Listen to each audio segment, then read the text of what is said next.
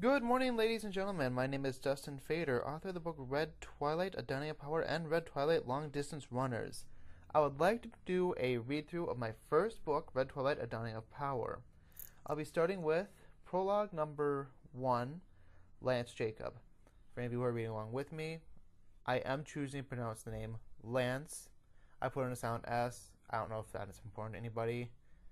I don't know if anyone's actually going to be reading along with me or just listening to me. Well, this should be fun regardless. I'm not going to do a complete read-through. I'm going to post 4 pages, hopefully a day, maybe a week. We'll see what happens. So, with no further ado, Red Twilight, A Dawning of Power, Lance Jacob. Jacob stares at his old wrinkled face in the rest stop bathroom. The glass is filthy. The smoke stains cover it and everything in sight. Once a faithful servant of God, he is now just a miserable old man looking for a new life for himself and his girls. Ashley, age 10, and Lizette, age 14. Jacob took what little money his church was willing to give him upon retirement and used it to purchase a station wagon. It was about 20 years old, and it looked like it might shake to pieces at any moment. But the price was right. Jacob washes his face and tries to shake off his disgust at the putrid scent of liquid waste splattered upon the stone floor. They've been driving for several days. They left Oregon on a Friday and haven't seen a proper bed or clean bath since. The last road sign read Old Silent Hill 20 miles, Bram County 30, Nauvoo 35. How does a man who hasn't questioned himself in 50 years wake up one morning and decide he no longer has the strength to keep serving his God? Jacob asks himself. Well, no sense in waiting around here any longer. The sooner we reach Maine, the better. With heavy feet and a tired heart, Jacob makes his way back to the car, shaking his hands dry on the way. He sighs heavily, knowing he has no real direction or any real destination. As a boy, he had always walked into the sunset like a great Western hero. Now, as a man with no family left aside from his children, he is retracing his steps one last time in hopes of a new beginning. His children wait patiently for him. Ashley smiles as she awakens in the back seat. "Where are we, Dad?" she asks. "We're still a long way from home," he answers as he hits the roof of the car with one hand, mustering up a small amount of enthusiasm. Only an hour after getting back on the road, the car starts to make a strange sound. It is an odd round of clicks and clanks, shortly after the car coasts to a stop. The engine revs as if it wants to run, but the wheels just won't rotate. Lizette looks at her father from the passenger seat. "Why are we stopped?" she asked, a hard look of confusion on her face. Jacob takes his hat off and scratches at his chest and then his chin, staring straight ahead with a baffled look on his face. Finally he responds, "I don't know." He waits a moment, then he tries to turn over the engine again, but there's only a wet flopping sound, followed by the feeble clicks of the starter. "Let me take a look." Jacob gets out and opens the hood of the car. He stares at the steaming, hissing mess and can think of nothing to say but, well, shit. Jacob has worked on a handful of engines in his life. He can change his own oil, clean his own spark plugs. He knows what a leaking gas line looks like, but this is like nothing that he has seen before.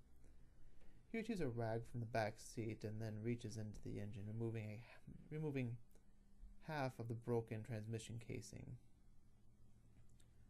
"I think we're going for a walk," he states as he examines the oily piece of steel. "There was some sort of a buffet or something back that way a handful of miles, I think. If we start walking now, we'll be there around sunset. We can call for a tow from there." Lizette, the older of his girls, speaks up. "Dad, you can't walk that far. Can't we wait for someone to drive by and pick us up?" "I don't think I've seen another motorist in over an hour." he says, cracking his neck and stretching out his aged but sturdy form. Les Jacob is an old, heavy man with weathered features. He has put on a good amount of weight in recent years, giving him a husky look, but he is still healthy enough. Today he has chosen to sport a tan polo shirt and matching canvas pants, with a dust bowler cowboy hat and snakeskin boots. He takes his spectacles off and wipes his face, thinking about the long task at hand. It takes some convincing, but he and his children soon begin walking back up the highway in the treacherous summer heat. When you're young, 5 miles isn't too far of a distance. When you reach 60 or so, every mile is tiring on the bones. The establishment they eventually reach is a strange-looking place. Neon lights illuminate the Old West facade, and a bizarre group of vehicles awaits out front. Some bikes, an 18-wheeler, a sports car, an old bus like Western bands like. The name on the unwholesome place is the Lamia's back. There's a picture of a serpentine woman with her ass end up in the air, looming above the door, which is 15 feet tall and made of cold steel. Inside, a roguish-looking man greets them. The walls are gray as stone, and the stink of sex and liquor runs strong on the breeze around the joint. It is a rowdy place. There's a live band playing behind a chicken wire gate, and a powerful-looking colored man with a tattoo of the Virgin Mary exposed on his exposed chest looms near the entrance. He gives the 3 of them a dirty look as they make their way to the table to await hot food, and a lead on assistance with a little problem. It appears that the Lamia's back is a nightclub of some sort, as shortly thereafter they take in the sights. A woman takes on the stage and begins an erotic dance. "I can't believe I'm here and seeing this," Lance thinks. "Sitting in a bar with my children watching a woman undress in front of a bunch of drunkards?"